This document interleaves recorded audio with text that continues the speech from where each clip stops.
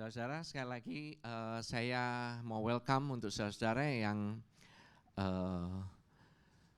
sebagai keluarga yang sudah lama yang ada di GBC maupun yang masih baru, yang baru pertama kali datang, we welcome you. Saudara, don't be like a stranger.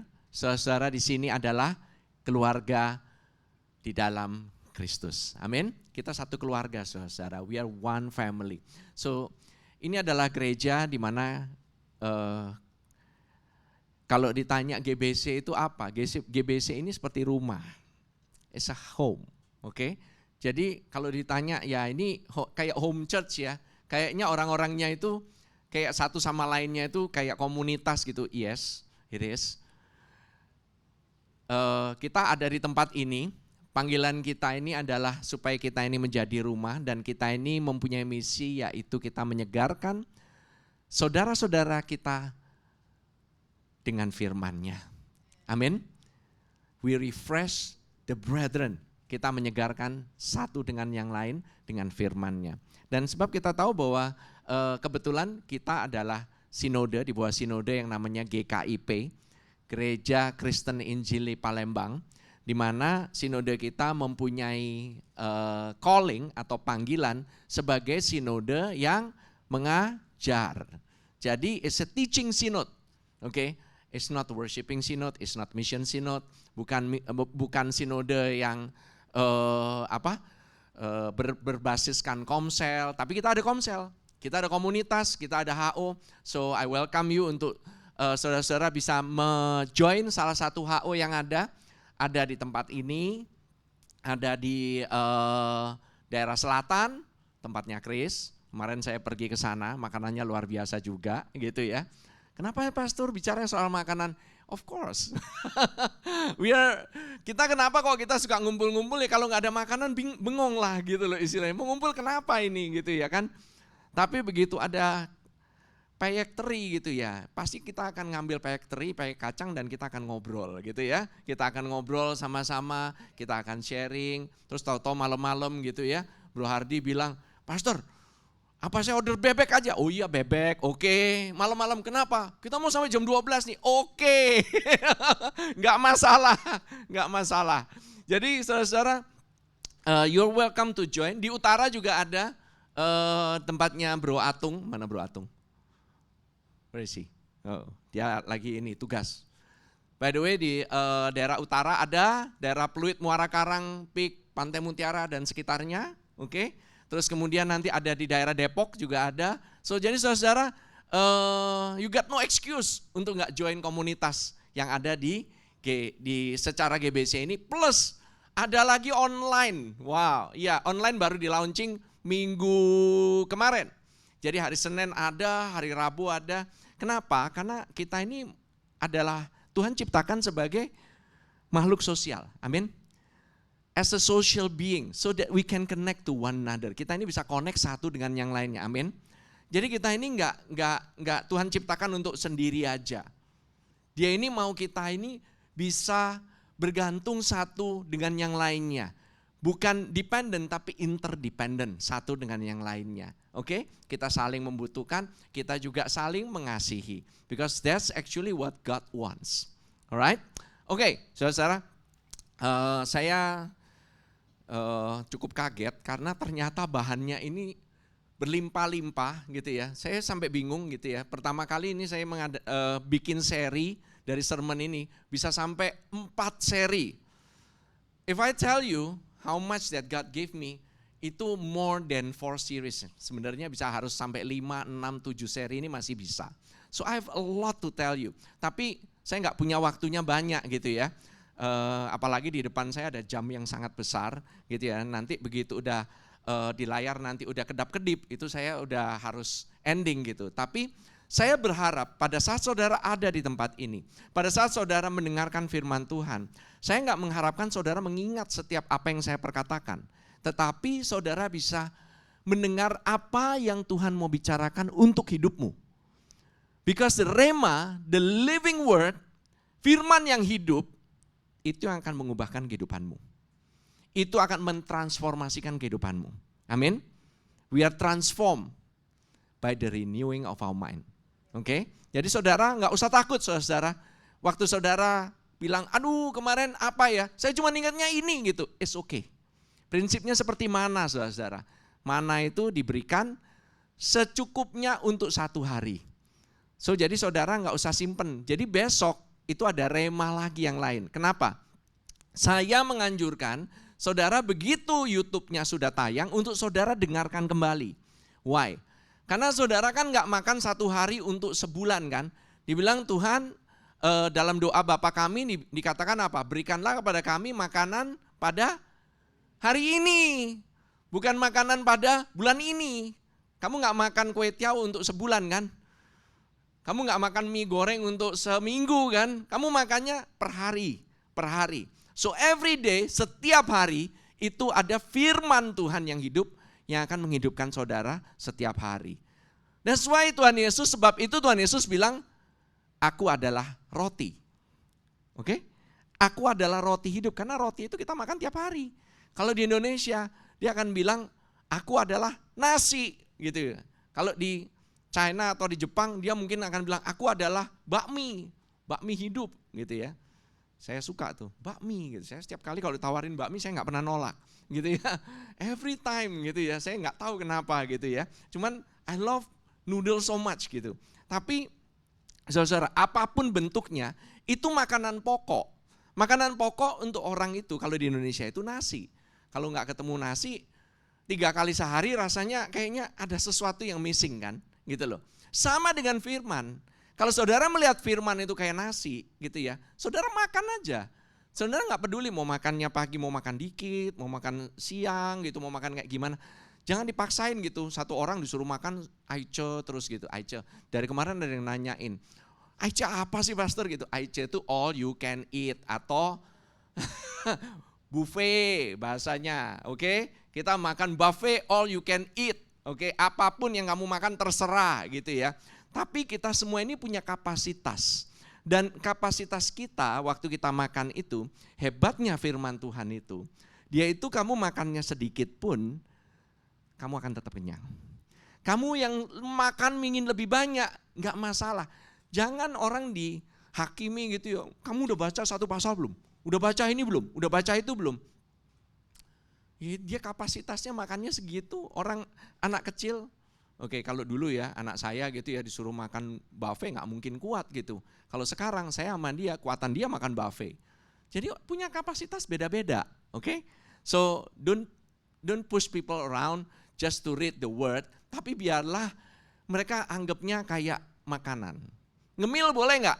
Ngemil tiap hari? Gak masalah. Kadang-kadang kita lagi gak kepingin makan, kita pinginnya ngemil firman Tuhan. Is it still eating? Yes, it's still eating. Sometimes kita punya kapasitas dalam kehidupan kita, hari itu kita lagi bete banget. Tapi kita tahu cuma satu hal, Tuhan telah mengasihiku, and that is enough. Dan itu cukup untuk mengusir segala ketakutanmu. That God loves you so much. Alright? So, kita akan lanjut ya. Oke, kita lanjut. Oke, 2 Korintus 3 ayat 7 sampai 8. By the way, saudara-saudara tahu nggak, 2 Korintus ini itu dibagi, 2 Korintus 3 ini dibagi menjadi 3 bagian. Jadi ada bagian di mana ayat ke-7 sampai ayat ke-16 itu menjelaskan ayat ke-6. Jadi kalau dalam bahasa aslinya, dalam Greeknya, dalam the real text-nya, saya ini baru dibukakan juga. Ternyata penjelasan, minggu lalu kan kita berbicara mengenai mixture, pencampuran, mengenai law and grace, hukum mengenai kasih karunia dan hukum Taurat. Kenapa kok dua-duanya ini bisa bercampur? Untuk saudara yang bingung, kok bisa ya? Pastor ngomongin apa ya? Listen to the YouTube, nanti saudara akan ini saya nggak akan jelaskan. Tetapi saya harus berkata bahwa ayat ke-6, the letter kills but the spirit itu give life. Bahwa roh itu hidup, menghidupkan. Tetapi yang tertulis itu mematikan. Hukum yang tertulis itu mematikan. The letter kills. Nah itu dia jelaskannya, itu di ayat ke-6 ya. 2 Korintus 3 ayat yang ke-6. Ayat ke-7 sampai ke-16 menjelaskan mengapa yang tertulis itu mematikan, mengapa roh itu menghidupkan. Karena di dalam kurung, ditulisnya dalam kurung. It's very interesting. Saya akan menjelaskan sekarang mengenai yang di dalam kurung ini kenapa. Oke, jadi dikatakan pelayanan yang memimpin kepada kematian, ayat yang ke-7, terukir dengan huruf pada loh-loh batu. Jelas ini bukannya hukum bagaimana mempersembahkan korban, bagaimana orang Israel harus bersikap, bagaimana pakaiannya imam, itu bukan. Tapi ditanya, pelayanan yang memimpin kepada kematian, the ministry of death, is written on the piece of stone, on the pieces of stone. Yang terukir dalam loh batu cuma satu, yaitu hukum 10 perintah Allah. That's it. Gak ada hukum lain yang ditulis di atas loh batu, itu gak ada. Oke? Jadi kita gak bisa bilang, oh iya hukum yang tertulis itu yang lain-lain itu loh pastor, yang hukum mengenai ini, kamu itu harus begini, harus begitu. Enggak, ini mengenai 10 perintah Allah. Ini mematikan ditulis di sini. Wow, sedangkan di sekolah kita diajarkan 10 perintah Allah. Ada yang hafal di sini? 1 sampai 10? Susah kan ngapalin kan? Nah, Yohanes 3 ayat 16 ada yang hafal? Banyak. Kenapa? Roh Kudus bantuin kamu kalau mengenai roh yang memberi kehidupan. Tapi kalau hukum yang tertulis yang mematikan, Roh Kudus gak bantuin kamu. Bahkan untuk menghafalkan aja enggak. Oke? Nah, terus next. Namun demikian, kemuliaan Allah menyertainya waktu ia diberikan. Sebab sekalipun pudar juga cahaya muka Musa begitu cemerlang, sehingga mata orang-orang Israel tidak tahan menatapnya. Jika pelayanan itu datang dengan kemuliaan yang demikian, betapa lebih besarnya lagi kemuliaan yang menyertai pelayanan roh. Oke? So, apakah pelayanan hukum Taurat itu membawa kemuliaan? Yes, ada kemuliaannya enggak? Ada. Jangan dikatakan hukum Taurat itu enggak ada kemuliaan. Ada glorinya. Tapi kalau kamu bisa melakukan setiap hukum Taurat itu, bisa enggak kita melakukan? Orang yang melakukan hukum Taurat keseluruhannya itu akan hidup loh. Dan itu benar. Pertanyaannya, siapa yang bisa melakukan hukum Taurat semuanya sempurna, tanpa ada cacat, tanpa ada celah? Cuman Tuhan Yesus satu-satunya. Sebab itu dia katakan, orang yang hidup akan hukum, orang yang hidupnya menurut hukum Taurat, sesuai dengan hukum Taurat, itu akan hidup. Tuhan Yesus itu gak ngomong, oh kalau gitu kamu harus hidup. Kamu itu harus hidupnya menurut Taurat supaya kamu hidup. Bukan. Pertanyaannya, bisa atau tidak kamu melakukan setiap hukum Taurat? Oh ya bisa. Bisanya berapa lama? Kamu kuatnya berapa lama? How long? Oke? Nah, ini instances yang mengenai kejadian mengenai bahwa muka Musa ini begitu cemerlang sehingga mata orang Israel tidak tahan menatapnya. Itu terjadinya pada saat pemberian hukum yang pertama atau yang kedua? Pertama atau yang kedua? Bingung ya? Muka Musa waktu melihat hukum yang pertama, apakah bersinar? Tidak. Jadi waktu hukum Taurat murni diberikan, muka Musa itu enggak bersinar. Tidak dikatakan ada sinar, enggak. Karena apa? Hukumnya cuma diberikan, that's it. Dan sebelum hukum itu nyampe ke bawah, sebelum dia nyampe ke orang Israel, Musa yang pertama kali break the law. Dia yang pertama kali melanggar, dia pecahin. Dan Tuhan juga enggak marahin Musa sama sekali untuk mecahin hukum Taurat. Karena kalau itu hukum nyampe di orang-orang itu, saudara bisa bayangkan semua itu orang yang ada di sana, yang udah bikin lembu emas itu, bakalan mati. Gak ada yang tahan untuk mendengarkan hukum Tuhan. Gak ada yang tahan satu orang pun. Oke? Dan saudara tahu gak? Pertama kali waktu Musa di atas Gunung Sinai berapa hari? 40 days, 40 hari. Oke? 40 hari. Jadi dalam waktu pemberian hukum Taurat dikasih di Gunung Sinai plus 40 hari, setelah itu 3.000 orang meninggal. Oke? Sekarang Pentakosta. Oke? Pentakosta itu 50 hari atau 40 hari itu setelah kenaikan daripada Tuhan Yesus, kurang lebih lah ya, kurang lebih. Jadi waktu 40 hari, waktu Roh Kudus turun, saya mohon maaf. Jadi 40 hari setelah Roh Kudus itu turun, waktu Pentakosta, during Pentecost, itu kan Roh Kudus turun, bukan hukum ya. Yang tadi hukum yang tertulis, membawa kematian. Setelah Pentakosta turun, Roh Kudus turun, 40 hari, 3.000 orang selamat. The letter kills, the spirit give life. Selalu kayak begitu. Oke? Nah, sekarang permasalahannya, kenapa muka Musa bisa cemerlang? Why muka Musa bisa bersinar waktu pemberian hukum yang kedua? Karena Musa ngobrol sama Tuhan. Musa ngobrol sama Tuhan mengenai apa tahu nggak? Do you know what Moses talk? Musa itu minta belas kasihan sama Tuhan. You know what's itu mercy? Belas kasihan. Artinya Musa ngobrol sama Tuhan mengenai kasih karunia. Tuhan balas dia apa? Mengenai apa? Kasih karunia juga. Makanya mukanya bersinar. Tapi hukum juga dikasih sama Tuhan. Kok Tuhan begitu? Nggak kasih karunia aja, nggak usahlah bikin hukum. Tuhan ingin memberikan gambaran bahwa kasih karunia yang ditambahin hukum, hasilnya tetap kematian. The mixture itu bikin Yesus nggak ada efek dalam kehidupanmu. Kenapa? Waktu Musa turun dari Gunung Sinai, turun nih, kan dia bawa hukum yang kedua, kali ini nggak dipercaya nama dia, gitu ya.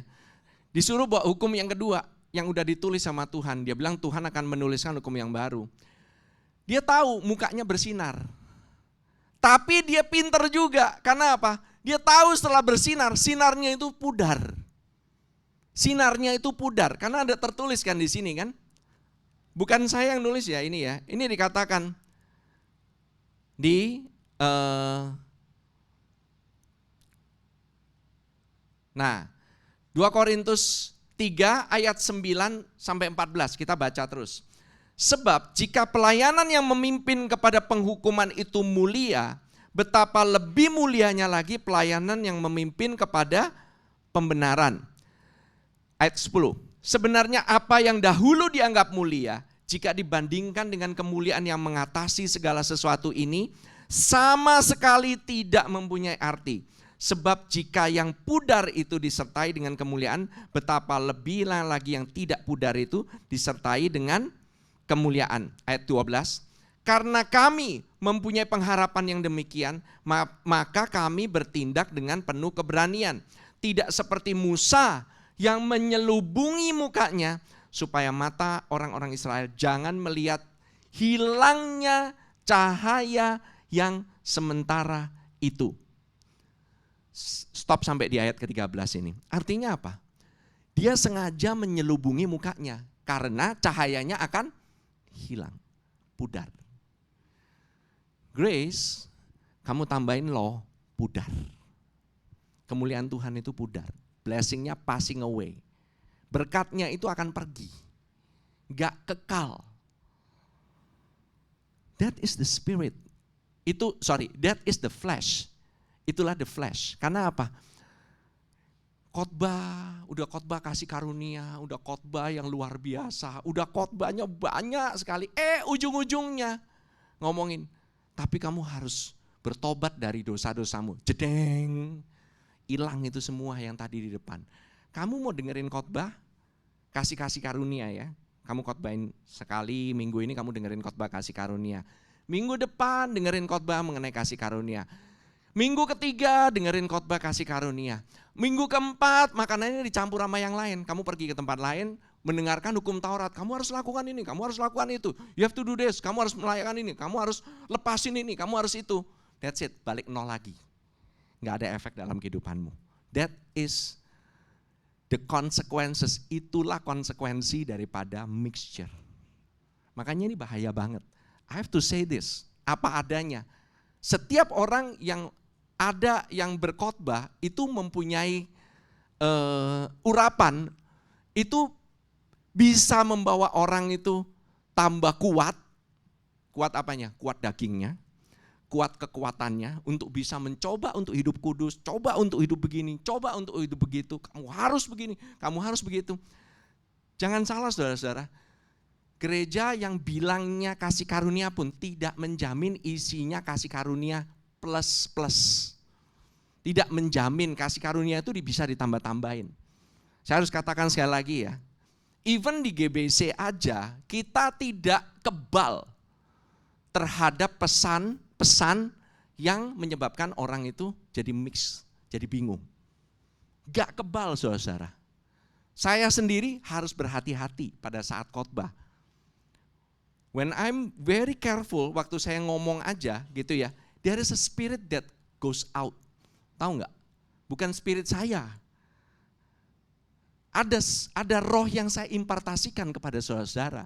It can impart life, or it can impart death. Pilih. Saudara bilang, oh iya kalau gitu gak usah didengerin. Ya gimana saudara emang tahu? Saudara yakin yang dikhotbahkan di depan ini pasti benar. Saudara saya anjurkan untuk saudara pulang ke rumah, cek lagi dengan firman Tuhan. It all has to go through Bible. Amin. Oke. Saya teruskan ya saudara ya. Jadi mukanya Musa itu ditutupin. Kenapa ditutupin? Pertama, karena cahayanya pudar. Kedua, orang Israel kabur. Begitu ngeliat Musa bersinar, takut. Tahu nggak kenapa takut? Karena sinar yang ada dari muka Musa itu menggambarkan dosa kamu masih ada. Itu is a ministry of death. Menuduh kamu, condemn kamu. Kamu masih banyak. Oh, orang ngeliat muka Musa dikit-dikit. Kemarin gue baru selingkuh nih, gitu. Wah kemarin nih gue baru ngobrol nih sama orang nih. Kemarin nih saya baru marah-marah nih sama istri, sama anak nih, sama suami nih, gitu ya. Kemarin saya baru ngiri sama orang ini, itu menuduh. That's the ministry of condemnation, menuduh. The ministry of death, pelayanan memimpin kepada kematian. Pelayanan memimpin kepada penghukuman sama, nggak ada bedanya. Oke? Jadi setiap kali mereka itu maju, mau nyamperin Musa, mereka mundur, mereka kabur. Karena apa? Takut. Saudara tahu nggak? Saya sering kayak begitu dulu. Jadi gini, ada pendeta nih khotbah, wah kenceng banget gitu. Menarik ini. Ini pengkhotbah menarik sekali. Kelihatannya ini ya, wow gitu ya, dia khotbah berapi-api, amin. Begitu dia bikin altar calling, harusnya orang yang lagi ada butuh ya, itu seharusnya datang dong ke depan ya. Saya pingin maju ke depan, saya takut. Takut apa? Ditunjukin dosa saya. Kamu yang baju hitam, kamu punya ini, kamu dibacain dosanya, ini. Kamu gak nurut, kamu dulu udah begini, kamu udah begitu. Makin kayak begitu, bukannya saya bertobat. Saya makin ketakutan lah. Saya makin, aduh hari ini saya kena templak nih, beneran nih Tuhan ngomong sama saya. Begitu Tuhan ngomong sama saya, besok saya mencoba hidup kudus kan, mulai baca firman Tuhan lagi, mulai merenungkan firman Tuhan lagi gitu ya. Lama-lama saya gak kuat, karena apa? Cobaannya terlalu kenceng. Saya mulai jatuh sehari, tadinya gak pernah skip tuh. Tiap hari baca firman Tuhan, udah seminggu lewat, kayaknya kok bosen banget ya, nggak ada terobosan, nggak ada apa. Mulai 2 hari sekali, ntar 3 hari sekali gitu ya. Terus habis itu udah skip aja lah, udahlah. Ngapain gue mesti kayak begitu? There's no point. That's the mixture. Kelihatannya menarik, atraktif, tapi udah nyampe deket takut. Dia Musa harus panggil itu orang balik lagi. Nggak ada yang mau balik. Terus habis itu tahu nggak gimana caranya Musa ngobrol sama Tuhan lagi? Dia masuk ke kemah pertemuan, dia buka itu penutupnya, ngobrol lagi sama Tuhan, bersinar lagi sama Tuhan. Habis itu dia keluar, mukanya bersinar, orang Israel takut lagi masuk ke kemahnya masing-masing, ditutupin lagi. Itu cycle, it's a cycle. Kalau saudara pergi dari KKR ke KKR, dari ibadah demi ibadah, mencari sesuatu yang biar nampol saya nih, biar saya berubah nih. Benar-benar nih, saya udah gak bisa berubah, hidupnya saya gak kudus nih. Saya pingin orang bisa khotbahin saya sampai saya berubah. You know, one moment saudara akan kecapean, gak usah sekalian pergi. Ngapain?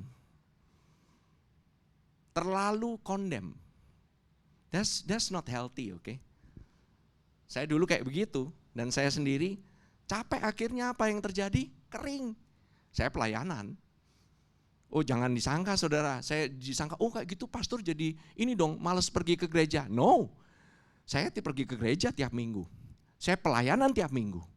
Saya nggak pernah skip kalau disuruh ikut ini, ibadah itu, ibadah ini, ibadah itu. Saya ikut seminar ini, seminar itu. Ikut terus. Training ini, training itu. Ikut terus. Disuruh pergi misi, ikut.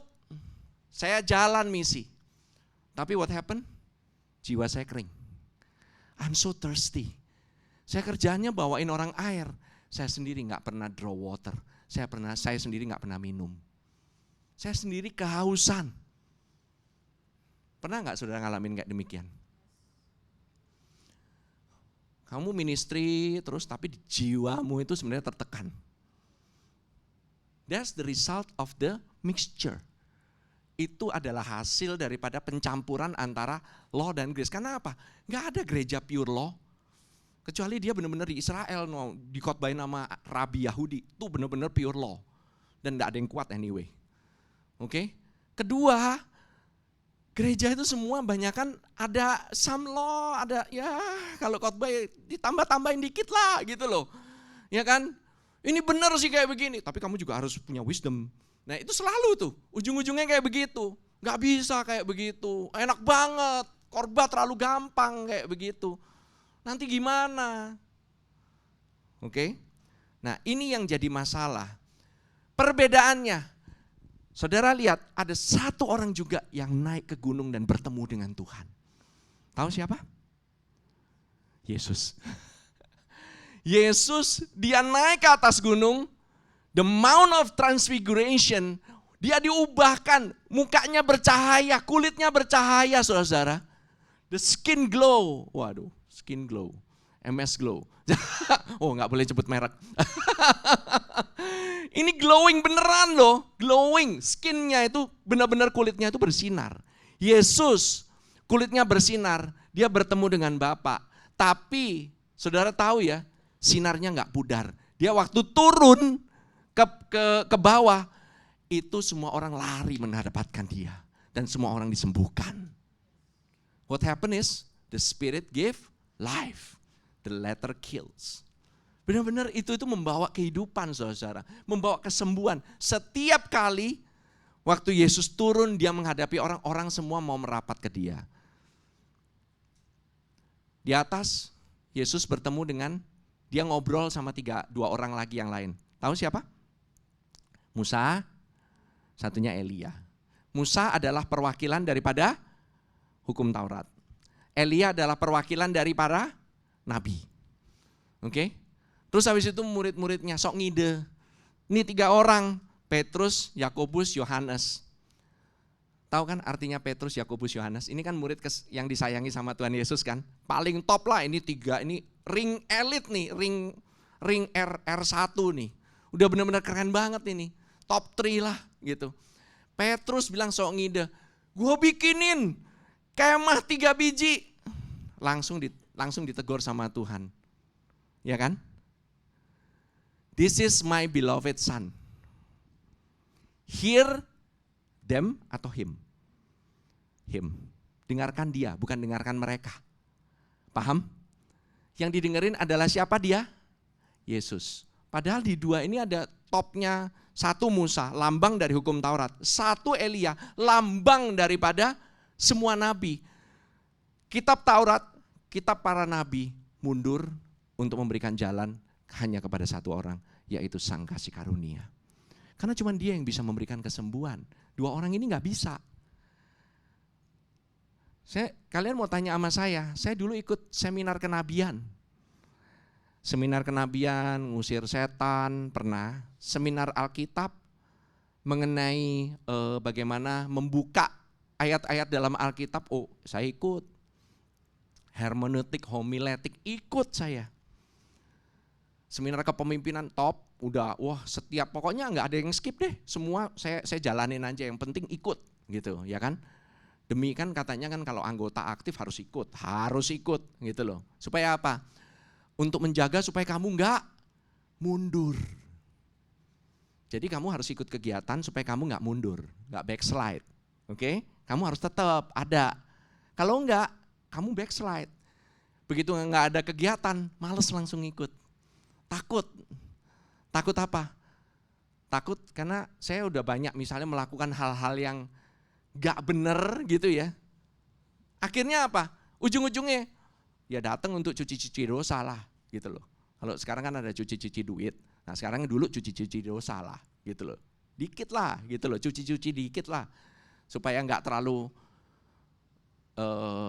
ini banget lah, nggak terlalu parah banget lah gitu loh. Kurang lebih kayak begitu. Yet saya melihatnya, loh kok ini kok kehidupan kekristenannya jadi kayak gini loh, kayak yoyo gini. Tahu ya, kadang naik, kadang turun, kadang naik, kadang turun, kadang naik, kadang turun. Itu yang terjadi dalam hidup saya. Dan itu saudara pikir, oh emang hidup Kristen itu kayak begitu memang mestinya. No! Tahu nggak hidup kayak gitu tuh capek. Capek lagi, it's so tiring. You're so tired, di sini tuh tired banget, capek banget gitu loh. Karena apa? Kamu nggak bisa plong sama Tuhan, itu nggak bisa open apa adanya. Kamu cuma bisa tutupin dengan kegiatan demi kegiatan demi kegiatan. Oke? Tapi waktu Yesus tok yang di preaching dan dia yang menarik semua orang, kamu nggak perlu pakai Taurat, nggak perlu pakai Nabi untuk narik orang. Kamu cuma cukup pakai Yesus, satu nama aja.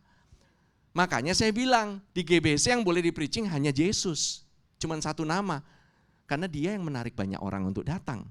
Kamu preachingin tambahin lagi Musa, tambahin dikit lagi Elia gitu, takut orang.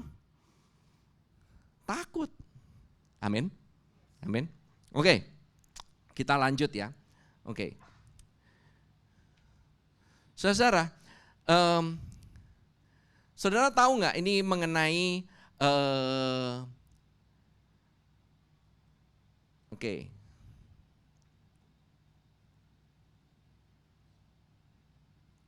Oke.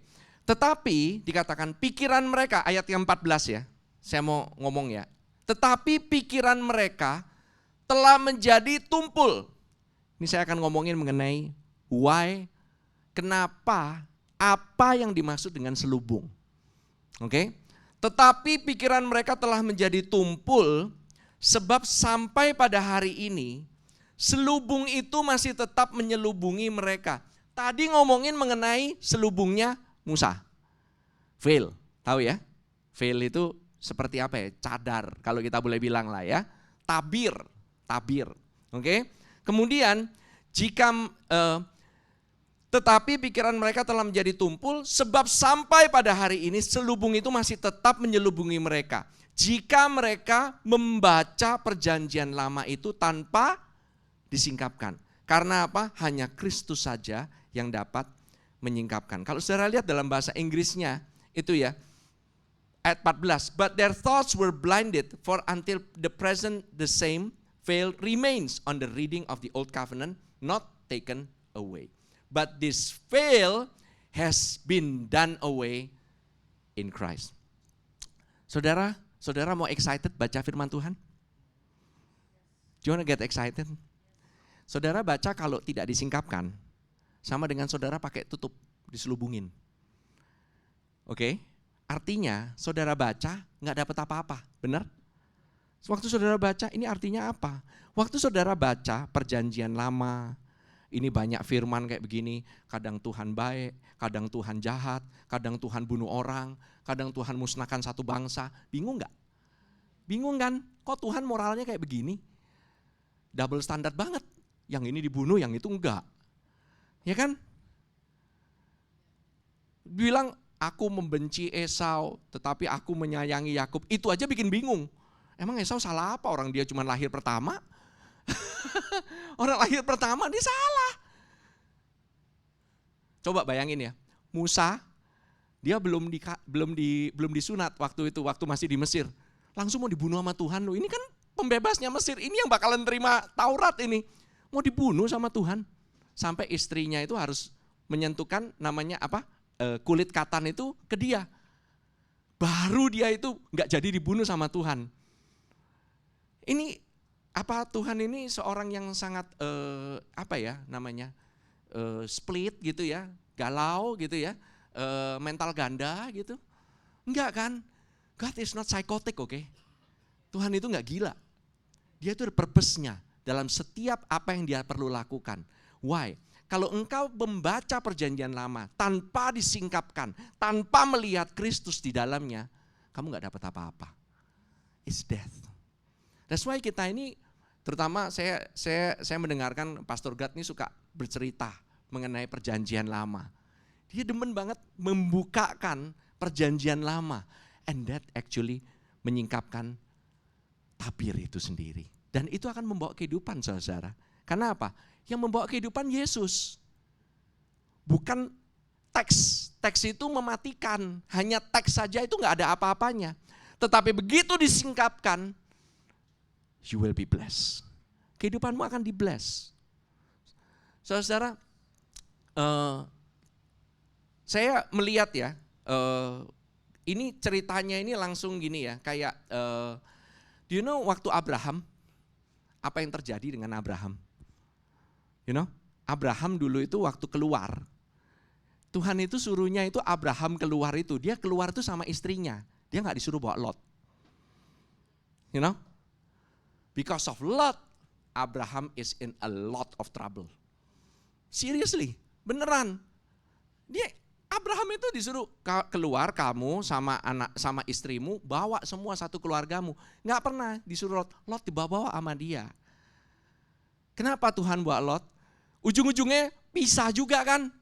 Si Lot disuruh milih, kamu mau pilih yang mana? Abraham pilih yang mana? Berantem kan berduaan kan? Oke. So this is ini yang dimana kita mau singkapkan ya. Oke. Abraham itu adalah bapak orang beriman. Oke.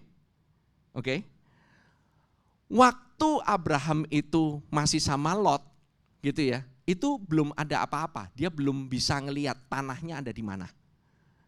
Dia belum dikasih ini tanah segala macam. Itu kan Tuhan bilang, waktu dia sama Lot, waktu dia berpisah, waktu dia berantem, apa yang terjadi? Kalau Abraham kan bilang, kalau kamu ke kanan, aku pilih ke kiri. Kalau kamu pergi ke utara, aku akan pergi ke selatan. Benar? Pokoknya akan misah. Lot itu harus keluar. Basically Lot itu harus keluar. Oke? Tapi, do you know, by the way ya, saya kecepatan. Lot itu artinya apa, tahu nggak? Do you know what Lot means? Lot itu artinya veil, artinya tabir. Gara-gara ada Lot, dia ketutupan. Begitu Abraham disuruh Lotnya milih ke sana, Lotnya pergi, Abraham sendirian sama Tuhan. Lihat utara, selatan, timur, barat, sepanjang matamu memandang. Dia bilang lift up your face and see. Begitu Lot gak ada, dia baru bisa melihat tanah perjanjiannya. Begitu Lotnya pergi, begitu tabirnya disingkapkan, langsung Abraham bisa melihat. Bisa melihat apa yang sudah dijanjikan Tuhan untuk dirinya. Dia melihat siapa dirinya sebenarnya. Waktu kamu, kalau membaca tidak disingkapkan, kamu cuma tahunya bahasa perjanjian lama. By the way, perjanjian baru yang merah-merah, yang isinya perkataan Tuhan Yesus. Oh, ini kalau gitu perjanjian baru aja ya pastor ya. Kalau kamu masih bilangnya, oke, perjanjian baru ini kamu harus lakukan ini, kamu harus lakukan itu, kamu harus lakukan ini. Kamu membaca perjanjian baru tanpa disingkapkan juga. Sama aja. It's the same. Nah, ini yang tidak disingkapkan ini menyebabkan kamu sendiri nggak bisa melihat dengan clear. Apa sih panggilan kamu? Apa sih sebenarnya yang menjadi permasalahannya? Apa sih yang sebenarnya menjadi kerinduan dirimu? You don't see. Kamu nggak dibukakan. Your eyes itu nggak kebuka. But the moment waktu Tuhan Yesus itu disingkapkan, disitulah kamu melihat dirimu dan kamu mulai melihat kehidupanmu, kamu melihat kan selama ini mungkin kamu nanya, Lord, what is the purpose of my life? Sampai tabirnya disingkapkan, sampai, nah nanti saya kasih tahu apa itu tabirnya, oke? Dan kenapa tabir itu ada di sana? Siapa sih yang naruh-naruh tabirnya? Dalam kasus Musa, Musa sendiri yang taruh. Tapi coba saudara baca ya, bersama-sama ya. Oke. 2 Korintus 4 ayat 3 sampai 4. Dikatakan demikian. Jika Injil yang kami beritakan masih tertutup juga, maka ia tertutup untuk mereka yang akan binasa, yaitu orang-orang yang tidak percaya, yang pikirannya telah dibutakan oleh ilah zaman ini, sehingga mereka tidak melihat cahaya Injil tentang kemuliaan Kristus yang adalah gambaran Allah. Jadi saudara, ini dikatakan the end ini ya, di sini ya, the end is done away. Veil itu udah disingkapkan. Tabir itu telah disingkapkan. Yang bisa menyingkapkan siapa? Cuman Kristus doang. Jadi artinya kalau itu disingkapkan, berarti orang melihat Kristus kan? Orang perlu melihat Kristus supaya dia mendapatkan kehidupan kan. Tetapi ada yang menutupi loh. Jangan salah, ada yang menutupi. Kalau saudara bilang, kok orang ini kok gak ngerti-ngerti sih? Saya udah khotbahin Grace, saya udah kasih ininya, sermon lah, saya udah kasih buku lah segala macam. Saudara bingung gak? Orangnya kadang-kadang udah sampai lama pun, udah dikasih firman banyak. Gak tobat-tobat, kurang lebih kayak begitu. Gak bisa lu melihat kasih karunia. How? Kok bisa? Udah di GBC berapa tahun?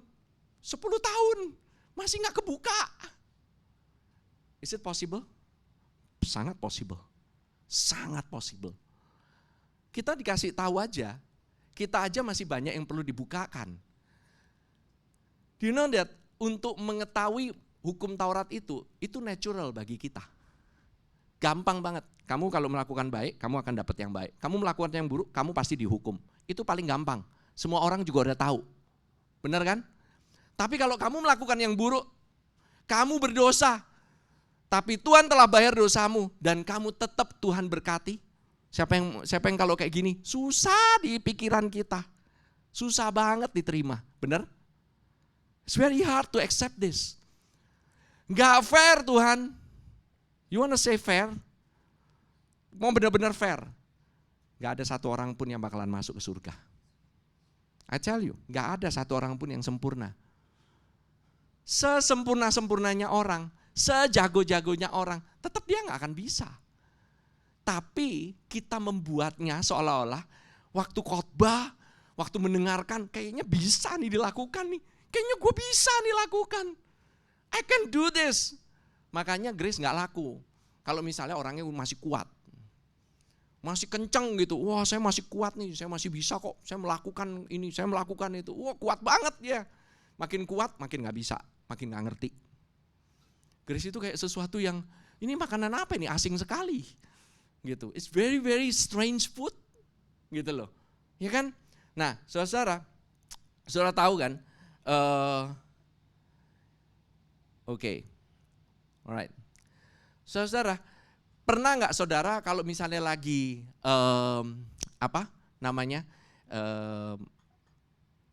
married lah, lagi married ya, wedding ya. Saudara pernah pakai, tahu kan yang namanya kerudung? Nah, oke. Itu kerudung kapan dibukanya? Waktu apa? You may kiss the bride. Nah, paling suka tuh kan. Wow, kerudungnya dibuka. Habis itu nanti dicium. Ya kan? Saya kan ini bentar lagi nih saya mau ada pemberkatan satu couple ini. Di sini ada Bro Hardi sama Sister Agnes yang mau married. This coming October. Nanti dia akan pakai veil. Oke? Saya bilang setiap kali, make sure itu yang di balik veil itu istri kamu. Jangan istri orang. Jangan wanita yang lain. Make sure kamu singkapkan dulu. You know what happened? Selama itu veil ditutup, mempelai pria itu nggak bisa mendekat ke sana dan nggak akan ketemu sama sekali, nggak bakalan pernah ciuman. You wanna see the face of Christ? Wajahnya Kristus yang penuh dengan kemuliaan? Itu veil mesti dibuka dulu, baru bisa dicium. Saya kasih tahu aja ya, veilnya itu, cadarnya itu is the law, hukum Taurat. Kamu ketutupan. Until Jesus come and open the veil, you cannot kiss the bride. He cannot kiss the bride. Dia nggak pernah bisa mencium mempelai wanitanya sampai cadarnya dibuka. Sampai hukum Taurat disingkapkan, kamu nggak akan pernah lihat Yesus full apa adanya. Kamu akan tetap terus ngumpet di belakang. Kehidupannya sih jalan terus. Ngalamin kemuliaan nggak? Ngalamin. Tapi kemuliaannya pudar, blessingnya passing away. Tahu ya? Kemuliaannya ada nggak? Ada. Setiap kali pergi KKR ada kemuliaan? Ada. Siapa yang bilang nggak ada? Ada kesembuhan nggak? Ada. Tapi habis itu, loh kok saya lemes lagi ya? Loh kok begini lagi ya? Loh kok habis dengerin ini kok saya lemes lagi ya? You know that when Jesus gives you food, waktu dia bertemu dengan kamu dan berjalan setiap hari, kamu gak usah nyariin saya hanya untuk dapetin kasih karunia. Kamu gak perlu nyari Pastor Yudi, Pastor Fedri, Pastor Gad, Pastor Lita, Pastor Lenny gitu. Hanya untuk mendapatkan kasih karunia. Enggak, kamu gak perlu perantara. Kamu bisa langsung datang sama Tuhan Yesus, jalan, ciuman sama yang namanya mempelai laki-laki setiap hari. Makanya saya sering banget ini nanyain gitu. Ya, Pastor Gad ya. Berapa hari sekali harus berhubungan? Apalagi nih ngomongin ya, di sini kan nggak ada anak kecil kan. Ya. Berapa hari Pastor dalam seminggu berhubungan dengan suami istri? Ini ngomong hubungan ya, tahu ya hubungan intim ya, suami istri. Ditanya berapa kali? Berapa kali bro? Berapa kali sis? Lu mau tiap hari juga gak apa-apa, gak ada yang melarang. Every day. Emang ada gitu yang mikir, oh saya seminggu sekali aja deh. Yang cowok-cowok mau? Nobody wants to. Tapi hari ini quiet sekali para jemaat yang ada ini. You know, just, ya coba di sini lebih rame ya. Gimana Pastor Gad?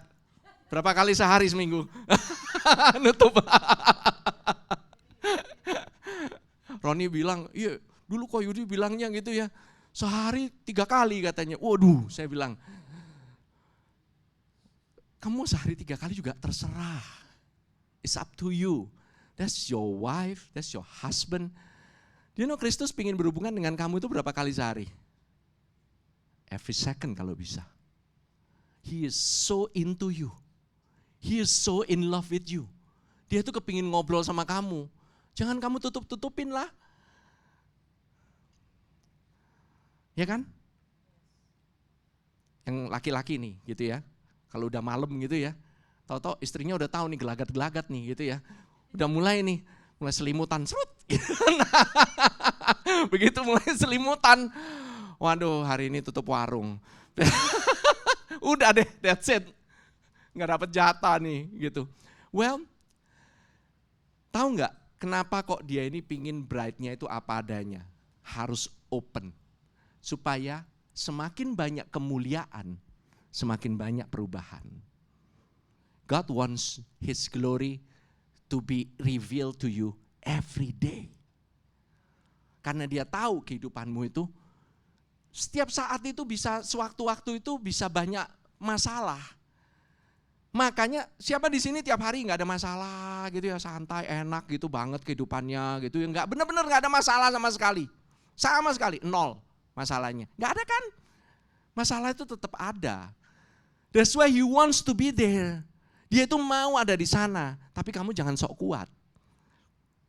Terima akan kasih karunia-Nya, buka cadarnya, start ngobrol sama Tuhan Yesus, oke? Alright. Saya ini ya, coba ya.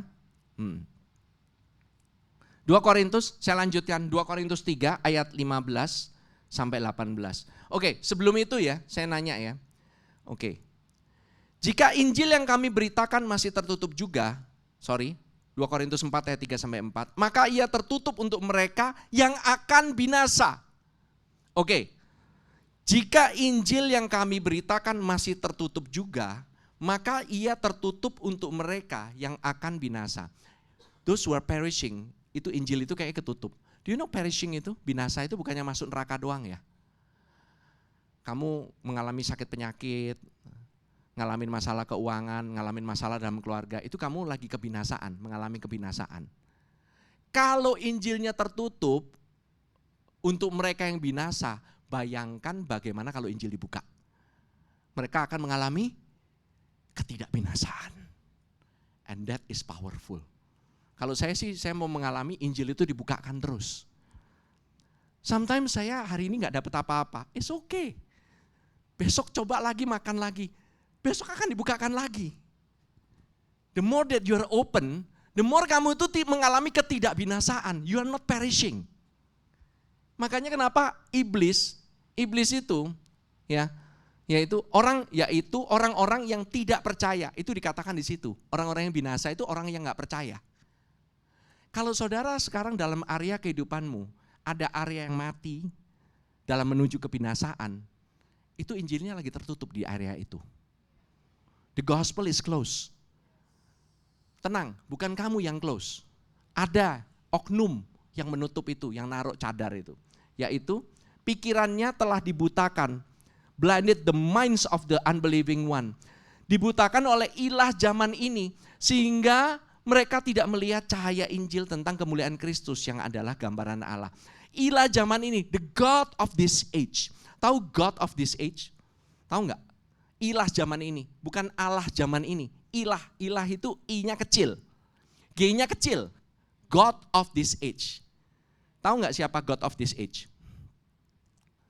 Ilah zaman ini itu siapa? Itu iblis, setan. Ya. Do you know itu dulu itu bukan posisinya dia, itu title-nya bukan dia. Do you know itu title-nya Adam dulu itu? Adam itu is the small God. Dia itu dulu waktu Tuhan ciptakan, dia itu seperti Tuhan loh. Dia itu mempunyai kualitas seperti Tuhan. Lihat Adam jatuh ke dalam dosa, posisinya, title-nya, dia serahkan ke iblis. That's what happened. Nah ini, ilah zaman ini menutupi dengan apa? Tabir, supaya kamu gak melihat Kristus. Ini cowok-cowok di sini ya. Cowok-cowok di sini ya, kembali lagi saya ngomong sama cowok-cowok lah, banyakan lah ya, gitu ya. Jangan ngomong sama ibu-ibu, nanti saya dirajam keluar. Oke. Yang cowok-cowok di sini, kalau ada cewek lewat gitu ya, yang cakep gitu ya, istri ada yang bilang, "Wih, kamu ngapain kamu?" Ya kan, ditutup-tutupin gitu kan, mukanya. Lu lihat apa lu? Gitu kan? Bener dong. Nah, coba yang lewat itu udah tua, peot banget gitu ya. Di sini nggak ada yang tua dan peot by the way. Semuanya itu segar, semuanya itu menarik. Kenapa? Karena kamu telah diekspos, telah dipaparkan dengan cahaya Injil kemuliaan Kristus. Kalian semua menarik. Tapi kalau ada yang peot gitu, ya istrimu nggak bakalan pusing lah. Justru karena itu menarik makanya ditutupin matanya, benar? Justru Injil itu begitu menariknya, sampai iblis mau tutupin matanya. Orang-orang percaya mau ditutupin, mau orang percaya mau tidak percaya, dia akan tutupin matanya. Dengan selubung yang namanya the law. Bahwa kekristenan itu boring. Pergi ke gereja ngantuk, mesti pagi-pagi. Pastor, mendingan buka sore, mending sore lu dateng. By the way, kita akan mau membuka the second service, doakan ya. We're gonna open the second service. Supaya apa? Supaya lebih banyak orang disingkapkan. We wanna see more and more people exposed to the gospel, to the beauty of the gospel, to the beauty of Christ. Supaya lebih banyak orang itu mengalami kesembuhan.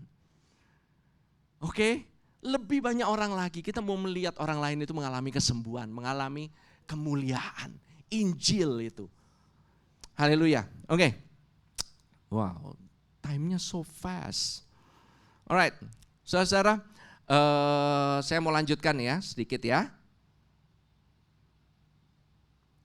Oke, Bro Geo, boleh nanti siap-siap sebentar lagi ya. 2 Korintus 3 ayat 15 sampai 18. Bahkan sampai pada hari ini, setiap kali mereka membaca kitab Musa, ada selubung yang menutupi hati mereka. Tetapi apabila hati seorang berbalik kepada Tuhan, maka selubung itu diambil daripadanya. Do you know bagaimana cara selubung itu bisa diambil? Kalau orang berbalik kepada Tuhan. That's the way. Siapa yang ngebalikin orang kepada Tuhan? Kita sendirilah. You know our eyes, mata kita itu suka tertuju kepada hal-hal yang lain. Hukum Taurat, buah pohon pengetahuan baik dan jahat, ya kan? Tahu buah pohon pengetahuan baik dan jahat? Tahu nggak? Do you know? Buah pohon pengetahuan baik dan jahat. Itu yang kalian semua pegang. Setiap kali pagi-pagi dilihat terus. Ya kan? Itu buah pohon pengetahuan baik dan jahat. Tiap kali buka, seret. Instagram ngomong, tips-tips untuk menjadi sukses. Tips-tips supaya menjadi kurus. Tips-tips supaya lebih cantik. Ya kan? Ya kan? Itu buah pohon pengetahuan baik dan jahat. Saudara masuk Google, buah pohon pengetahuan baik dan jahat.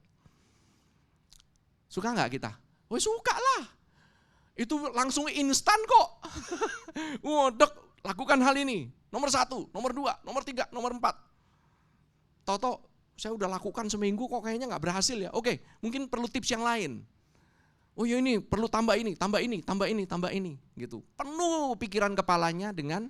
Nah, that is the God of this age. Dia mencoba taruh selubung itu. But the moment waktu kamu merasa mentok dan kamu bilang, Lord, Tuhan, balikkan aku. Aku mau berbalik kepada Tuhan. Aku berbalik kepada Tuhan. Tahu nggak itu apa yang terjadi? Itulah pertobatan. Bukan kamu ngaku dosa-dosa. Dosamu itu udah beres. Masalahnya kita turn dari semua yang ada di dunia ini, dari buah pohon pengetahuan baik dan jahat ini kepada buah pohon kehidupan. You turn to God, the veil is removed. Langsung diangkat. Waktu kamu melihat hari ini, kamu mungkin merasa ketakutan. Kamu bilang, Tuhan, aku mau berbalik kepadamu. Katakan bersama-sama dengan saya, Tuhan, aku berbalik kepadamu. Tuhan, I turn to you, Lord. Lord, I turn to you. Ini setiap kali kalau saudara baca firman Tuhan, bilang Tuhan, aku mau lihat engkau, aku mau berbalik kepadamu. Kamu kan dibukakan loh. Amin. You know, ini yang sering terjadi di HO, di hangout. Sometimes people mendapatkan revelation pada saat mereka saling sharing. Sharing bukan mengenai bagaimana menjadi, oh ya besok jualannya supaya lebih laku, kamu harus taruh di sini. Enggak. Sharing dalam HO itu sharing Yesus. Mengenai kehidupan. You turn to the Lord. Waktu turn to the Lord, dibukain mengenai Tuhan Yesus. Memang saat itu mungkin gak rame bisnismu. Tapi seminggu lagi bisa terjadi bisnismu jadi melimpah ruah dan kamu bingung apa yang terjadi. Itu hanya karena kamu turn yourself from the world to the Lord. That's it. Waktu engkau memandangkan matamu kepada Kristus, detik itu juga his countenance, mukanya yang penuh dengan sinar itu mengubahkan kamu loh. Makanya dibilang, we are transformed by beholding him. Kita melihat wajahnya, kita diubahkan. Kita melihat the face of grace. Kita dibukakan pada hari ini. Right now you're being changed. You know, saya nggak tahu apa pergumulanmu sekarang ini.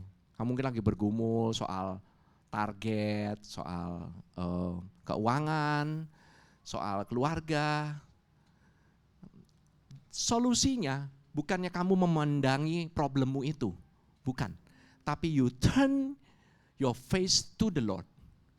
Berbalik dari kamu lihat problem, lihat kepada Kristus. Maka cadarnya, tabirnya itu akan disingkapkan. Dia akan menyingkapkan saudara-saudara. Karena di dalam Yesus, your sins, kamu punya dosa-dosa diambil. Di dalam Kristus, kamu punya kehidupan dipulihkan, disempurnakan. Di tempat lain tidak bisa menyempurnakan kamu. Tapi di dalam Yesus, Dia yang menyempurnakan kamu. Dia yang menyembuhkan kamu. Dia yang membuat kamu berhasil. Amin. Saya mau bacain sedikit ya. The last illustration dari 2 Raja-Raja. 2 Raja-Raja. 2 Raja-Raja pasal 6 ayat 1 sampai 7. Dengan ini saya mau conclude my series. Bulan depan saya akan memulai series yang baru. But let's see where the Lord leads me. Oke? Dikatakan pada suatu hari berkatalah rombongan nabi kepada Elisa, cobalah lihat tempat tinggal kami di dekatmu ini adalah terlalu sesak bagi kami. Oke, tempat tinggal ya. Tempat tinggal. Baiklah kami pergi ke sungai Yordan dan masing-masing mengambil 1 balok dari sana supaya kami membuat tempat tinggal untuk kami. Jawab Elisa, pergilah. Tempat tinggal ya, is a home, is a house, is a building. Oke? Lalu berkatalah seorang, silakan ikutlah dengan hamba-hambamu ini. Jawabnya, baik, aku akan ikut. Maka ikutlah ia dengan mereka. Setelah mereka sampai di sungai Yordan, mereka pun menebang pohon-pohon. Dan terjadilah ketika seorang sedang menumbangkan sebatang pohon, jatuhlah mata kapaknya ke dalam air. Lalu berteriak-teriaklah ia, wahai tuanku, itu barang pinjaman. Tetapi berkatalah abdi Allah, kemana jatuhnya? Lalu orang itu menunjukkan ke tempat itu kepadanya. Kemudian Elisa memotong sepotong kayu, lalu dilemparkannya ke sana. Maka timbullah mata kapak itu dibuatnya. Lalu katanya, ambillah. Orang itu mengulurkan tangannya dan mengambil. Ya, gampang ya. Ini perumpamannya gampang banget. Jadi orang lagi mau bangun rumah, dia pakai kapak. Ternyata kapak aja gak ada modal, dia mesti minjem sama orang. Oke? Terus kemudian mata kapaknya, matanya itu jatuh ke danau. Kemudian ya namanya mata kapak lah, gak mungkin lah mata kapak ngambang kan, it doesn't make sense gitu. Mata kapak itu jatuh. Tapi begitu dikasih sepotong kayu, dia ngambang langsung, set, dan diambil. So, bagaimana cara kita menyingkapkan hal ini? Apa yang mau disingkapkan? Apa yang mau disingkapkan dari perjanjian lama ini? Oke, jadi nabi-nabi mau bangun suatu bangunan. Oke, nah besi itu selalu melambangkan pekerjaan yang keras. Hard labor, bekerja keras, bekerja dengan kekuatan sendiri, that's hard labor. Sungai, oke, ya kan? Ke air lah ya, kita ngomongin ke air. Air itu adalah lambang daripada firman Tuhan, alright. Oke, so bangunan melambangkan apa? Melambangkan gereja Tuhan. Oke, so jadi what is the prophet? Nabi-nabinya itu apa? Para pengajar, para pengkhotbah, orang yang khotbah. Seharusnya gereja itu tidak dibangun karena kerja keras, kekuat gagah manusia. Tetapi biarlah. Jadi gini, kebanyakan gereja kadang-kadang dibangun juga karena doktrin yang memberatkan. Doktrin yang bikin orang bingung, sampai kamu tenggelam ke bawah, kecapean. Saking susahnya itu doktrin. Doktrin kasih karunia ini, kalau kita boleh ngomong doktrin, sebenarnya gampang. Yang susah apa? Menjalankannya kan. Bukan masalah doktrinnya susah, doktrinnya terlalu gampang. Anak kecil pun bisa mengerti. Anak kecil kita kasih karunia, mereka cepat, mereka akan mengerti dengan sendirinya. Yet, untuk percaya, itu you need to labor kan. Nah, tetapi di sini yang dikatakan, ini mengenai doktrin yang berdasarkan kerja keras, berdasarkan daging, kekuatan manusia. The moment that you build doctrine in the church, yang mengandalkan kekuatan manusia, kamu akan sinking down. Kamu akan jatuh. Nah, kayu melambangkan salib Kristus. Betul. Pinter nih, jemaatnya mana nih? Haleluya. The finished work of Christ. Pekerjaan Kristus yang selesai di atas kayu salib. Waktu kamu apply, waktu kamu aplikasikan pekerjaan Kristus yang telah selesai di atas kayu salib ke dalam pembangunan daripada rumah Tuhan, maka yang terjadi adalah ringan. Pekerjaanmu gak berat. You are working by the Spirit. You're working by the Spirit. Saudara, saya mau tunjukkan sedikit ya. Gereja ini kita kan sama-sama renov, kita sama-sama membangun. Remember last time saudara memberikan apa yang kau bisa berikan dalam rumah ini. Oke, masih sisa berapa ya, kurang lebih sekitar 500-400 now. Coba bisa ditayangkan. No, ini bukan ini ya, bukan untuk saya mau mengatakan kayak bagaimana. Yang terjadi udah tinggal 163 saja. By this year end, it's done. By this year end. Tadinya saya juga kaget juga. Masih panjangnya ya, jalannya ya. 500-an juta, ini sekarang udah tinggal segini. 163. Guys, Tuhan bekerja di tengah-tengah kita. Tuhan bekerja. Saudara tanya, kan GBC kan, well, this is not about the money. This is about God wanting to work in the midst of the people. Lewat saudara-saudara semua sekalian. Amin. Tuhan menjaga. Yes, kita memang enggak, langsung ya kalau gitu kita bisa bangun gedung satu lagi gitu. Well, ini mulai tahap keduanya belum. Tapi tahap pertama sebentar lagi udah mau selesai saudara-saudara. And we will have no debt. Enggak akan ada utang sama sekali. Itu pekerjaan Tuhan. No hard labor. Oke, saudara, waktu kamu remove ya hard laboring itu, kamu ambil, itu namanya kerja keras, be at rest.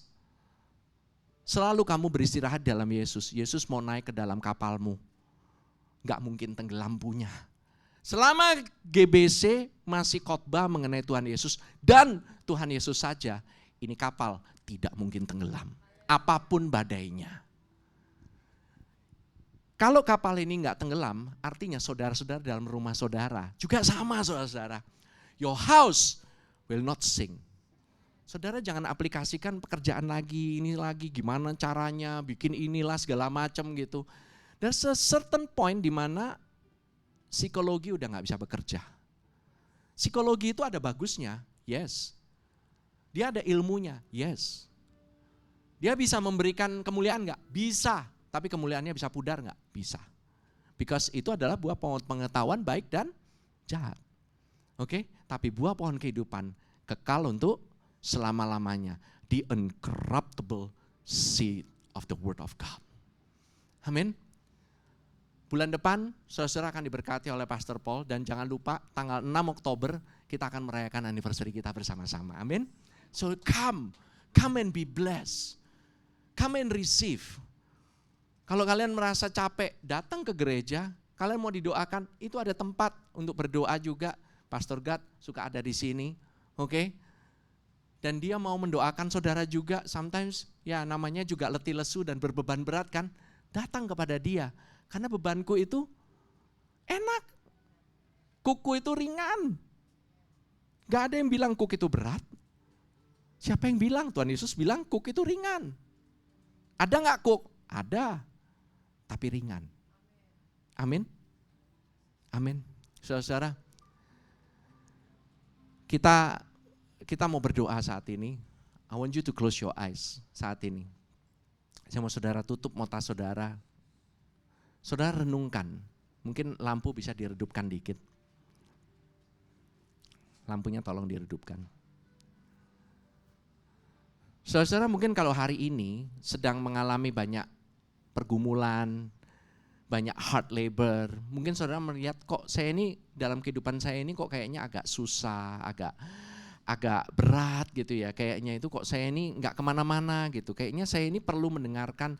Bagaimana saya bisa mendengarkan Injil yang disingkapkan ini, Pastor? Sometimes the devil wants, memang ini peperangan rohani, betul. Ini adalah peperangan. Iblis itu gak suka kalau kamu melihat wajah Yesus. Dia maunya kamu itu ketutupan. Ketutupan dengan Taurat, dengan pekerjaan. With your hard labor. Yang kita lakukan apa? Kita mau percaya.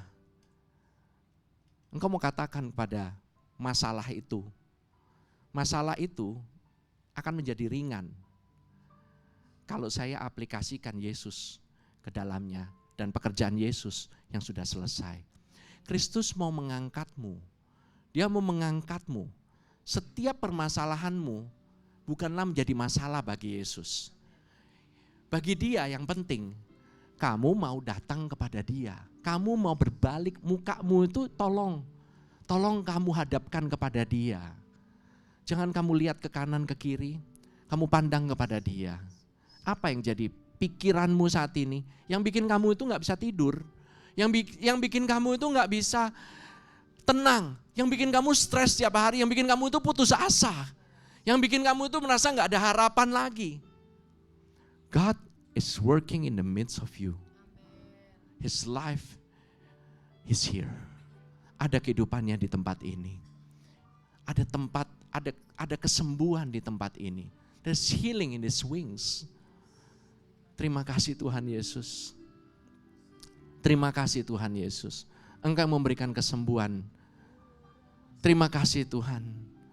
Anugerah-Mu begitu sempurna. Terima kasih Tuhan. Kami mengucap syukur ya Tuhan untuk kehidupan yang ada. Biarlah Engkau sendiri ya Tuhan mengangkat wajah kami, membuat kami melihat betapa indahnya Yesus, betapa Engkau sungguh mengasihi kami. Engkau sungguh membuat hati kami ini terpesona. Sehingga kami tidak melihat lagi permasalahan kami karena Engkau yang saat ini sedang take care. Engkau yang handle, Engkau yang memegang kami dan mengatasi segala masalah yang ada.